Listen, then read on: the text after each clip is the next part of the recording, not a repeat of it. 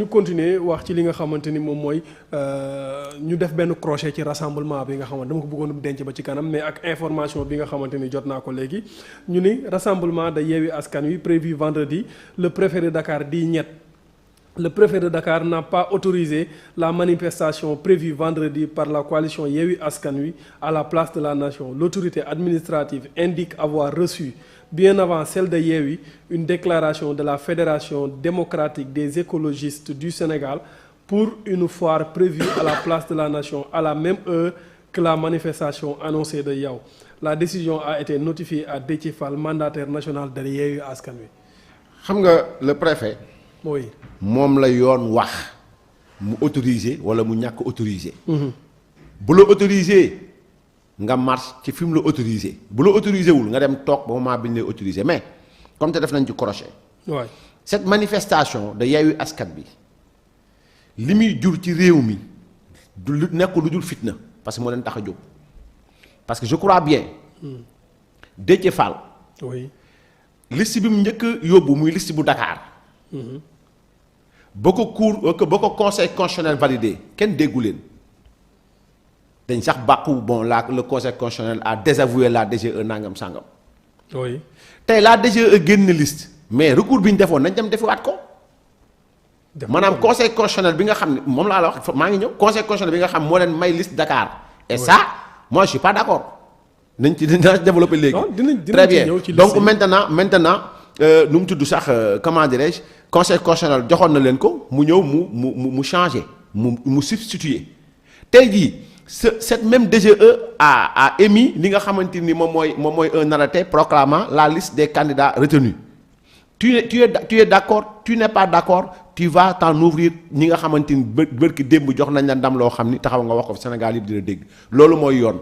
mais rien d'étonnant parce que Ousmane Sonko. ce qui l'intéresse c'est pas aujourd'hui Sénégal nekk ci jàmm ak salaam ce qui l'intéresse c'est pas aujourd'hui la joie ni la peine des Sénégalais.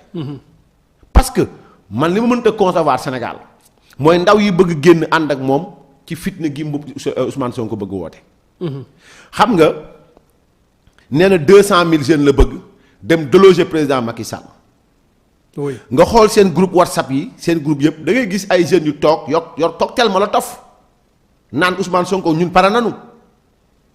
Ousmane Sonko il sert les intérêts du MFDC. je le redis encore. xamul tax ma wax non je le dis. dama lay wax. wallahi al azim. fii laa ko waxee le monde à Dakar Ousmane Sonko. il sert les intérêts du MFDC. et je vais m'expliquer. la moo tax ba bëgg Sénégalais yi déglu ma. César Atoute Badiate. un chef rebelle. qui s'est battu farouchement contre le Sénégal. oui. a dit que Ousmane Sonko mooy leader bi ñu doon xaar depuis nu mu tudd sax Émile Badiane. daf ne c'est une chance pour le Sénégal. non dafa ne mooy ñoom leader bi déjà César Atoute Badiate ne se considère pas comme sénégalais jamais il ne se considère pas comme sénégalais dans le manifeste du MFDC il parle de la Casamance et du Sénégal ils disent que gouvernance bi nekk Casamance préfecture yi nekk l'administration territoriale qui est en Casamance l'armée nationale qui est en Casamance occupation la dans leur manifeste dañuy wax clairement que ni ñoom seen xeex mooy l'intégrité politique économique et sociale de la Casamance donc tey César Atoute Badiate s'il réclame que ni Ousmane Sonko mooy leader bi ñu doon xaar depuis Émile Badiane nu mu tudd sax Daniel Diatta. oui.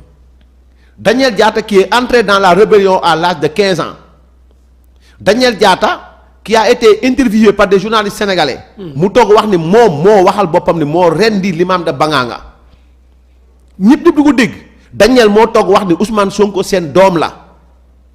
doomu Casamance la. non seen doom la ñoom kañ Daniel Diatta quand il parle il a dit que ni moi je suis du MFDC je suis pas d'accord pour le dépôt des armes. Ousmane Sonko est notre fils j'ai dit et redit que lui son père Mamadou Sonko a servi les intérêts du MFDC man maa ko wax maintenant Ousmane Sonko quand il appelle les jeunes ñu wàcc mbedd mi xeexal ko bu ñu xeexee c'est manquer de respect à nos jàmbaar nos vaillants militaires descendu par ces gens-là même César Atoute Badiate ñoom Daniel Diatta à Babonda à nu mu tudd sax Babonda à Djirek et un peu partout en Casamance. Répondre à l'appel de Ousmane Sonko c'est manquer de respect, c'est insulter la mémoire de nos vaillants soldats. Ceux-là qui ont été assassinés par César Atoute Badiate, par ñoom Daniel Diatta, ñoom Kourouma Sané et consorts, ñoom Salif Sadio. Parce qu'on ne peut pas se dire qu'on sert les intérêts des Sénégalais. Mais pourquoi Ousmane Sonko n'a pas parlé des militaires qui ont été lâchement abattus par Salif Sadio et d'autres qui ont été pris? La moo tax Ousmane Sonko du wax te mësul wax moo ko moom ak Guy Marius Sagna mësul wax ci militaires sénégalais yi nga xam ni Salif Sadio jàpp na leen yeew leen humilier leen devant tout le monde. Il a fallu l'intervention des gens qui ne sont pas sénégalais pour mu bàyyi leen. Sonko n'a jamais pris la parole ci loolu. déggoo leen ko lan nga bëgg mu wax. non mais mu naqarlu ko. waaw mais. non quelqu'un qui aspire à être le chef suprême des armées. Oui. Du Sénégal. Quelqu'un qui aspire à assurer l'intégrité territoriale du Sénégal. nga nekk un maire nekk le maire de Ziguinchor là où les militaires sénégalais ont été pris par Salif Sadio la moindre des choses mooy tu devais au moins bind benn phrase benn ñaareel bi mooy récemment les 11 bébés morts à Tivaouane Ousmane Sonko du tweet du Facebook du dara loo xam ne wax na ko ci. Au contraire il a organisé il a partagé le communiqué waaw mais ma ñëw pourtant nag ba listam yàqoo il n'a pas partagé il a fait un live guddi ba listam baaxulee moom mu lekk ne du jàll il a écrit il a parlé il a menacé mais ba ñuy waxu sénégalais 11 bébés yi dee Ousmane Sonko bindu ci waxu ci au contraire il a pris nit dof yóbbu ko teg ko ci wetu yaayam ne nit dof tàllal loxo mu tàllal loxo yaay ji ñaanal nit dof ak Ousmane Sonko. ñu organiser concert ci guddi gi nga xam ne ñu ngi dëjël néew yooyu suulaguñ leen sax. non est-ce que noonu la demee. nu mu demee. nit dof li nga xamante ni moom mooy concert am bi prévoir woon na ko bu yàgg. concert ban heure lañ koy def. concert bi bon ngoon lay commencer jëm guddi. non dama ne concert ban heure lañ koy def. concert rap yi nit dof na wax ban heure la def concert am dama ne Ousmane Sonko mooy maire Ziguinchor. nit dof wax na ci live am ne nit dof wax na ne ñoom bi ñu def concert bi wax na ci boppam ne bu Ousmane Sonko yëg bu ko ay staffam yëg nee na bi ñu defee concert bi ba pare ci la dem ci Ousmane Sonko. dem xam nga nit dof bu fekkee moom dafa dof moom duñ jàppee dof ñun c'est-à-dire ñun bon moi je me refuse nit dof. est-ce que jàppee ma man dof ma war ko nangu man nit dof def na li mu bëggoon def moom ak Ousmane Sonko ensuite Ousmane Sonko a pris 20 millions qu'il a donné gracieusement à nit dof maanaam heure boo xam ne ñi ngi rob suñuy néewu suñuy doomu sénégalais yi faatu.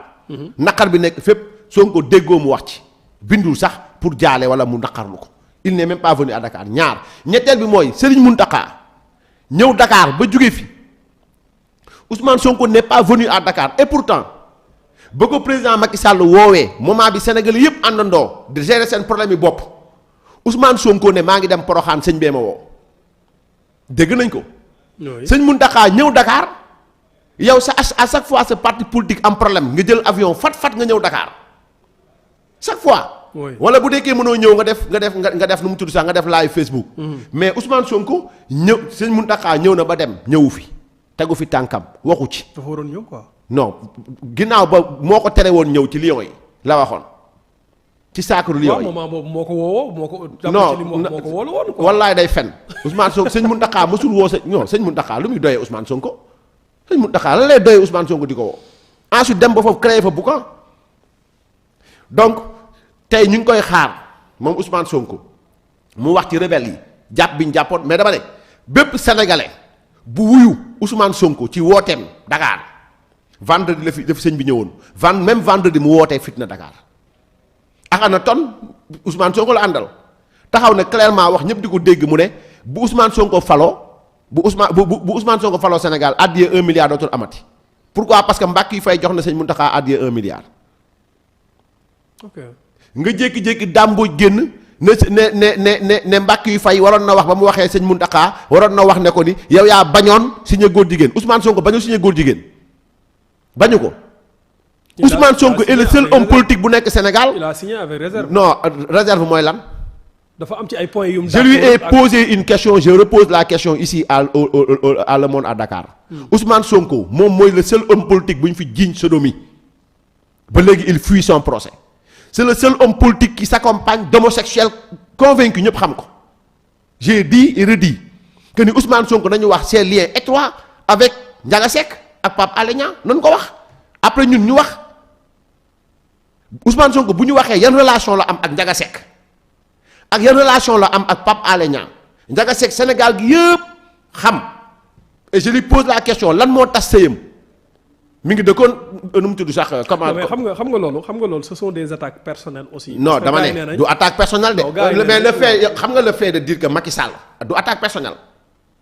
le fait de nous dire que ni Benno Bokk Yaakaar mooy coalition bi jàppale ko jigéen mais tey par exemple Ousmane Sonko du dugg ci ay vie privée wu Macky Sall wala waa kër Ousmane Sonko du ñu dugg naan Macky Sall ñii Macky Sall ne. di dugg ci ay vie privée man chaque jour moo wax waa kër Sonko yi ne leen bu ñu bëggee am jàmm. ñoom bu ñu waxee ak Macky Sall. waaw man waxuma ak ñoom Sonko laay waxal. parce que dompat da ngay tàmm fii miti. yaa ngi dégg baal ma dama ne Dame Mbodj amuluma intérêt. parce que daam moom ci ñu war a noppi ci réew mi dégg naa ko mu naan waxuñu ne charia parce que l'islam daam bu doon l'islam mooy daw ba léegi moom néew la néew biy dox la. xam na li ma ko wax. Dame Mbodj bu charia doon daw l'islam la bu charia doon daw Guy Marius Sagna bu église doon def doon appliqué wu fii Sénégal Guy Marius Sagna rey nañ ko ñaari yoon. Dame Mbodj moom faatu na bu yàgg. Habib Sy tey lañ ko tëj tey lañ ko condamné pour escroquerie. portant sur 28 millions. Habib Sy. Khalifa Sall récemment lañ ko baal sàcc jugoo ko ceeb Barthélemy il a un procès crime ñii ban leçon de morale lan war a jox sénégalais yi et Habib Sy je lui pose la question étant ministre de la justice problème grossesse bi amoon diggante ministre ba ak ministre conseiller ba na ko leeral sénégalais yi ñu du ñooy xale de. Habib Sy maintenant. je lui pose la question dama ne. étant ministre de la justice je lui pose la question ministre de la justice bi fi ëmbaloon ministre délégué kan la. ils n'ont pas de leçon à nous donner au Sénégal parce que nag xale yi la ñu mën a nax mais ñun ñu yàgg ci politique yàgg fii ñun depuis jamonoy wal joojo mën nañ ko nettali nii parce que au moins yàgg nañ Sénégal xam nañ politique Sénégal en tout cas li ma la bëgg wax Modou mooy. que ni répondre à l'appel de Ousmane Sonko à qui Daniel Diatta wax na ni seen doom la César Atoute Badiate wax ni doomam la Salif Sadio jàpp fi ay sénégalais Ousmane Sonko waxu ci. wuyu Ousmane Sonko désormais c'est trahir et insulter la mémoire de nos vaillants jàmbaar yi nga xamante ni ñii gaañu nañu Babonda ñii gaañu nañu Djirak ñii gaañu un peu partout en Casamance.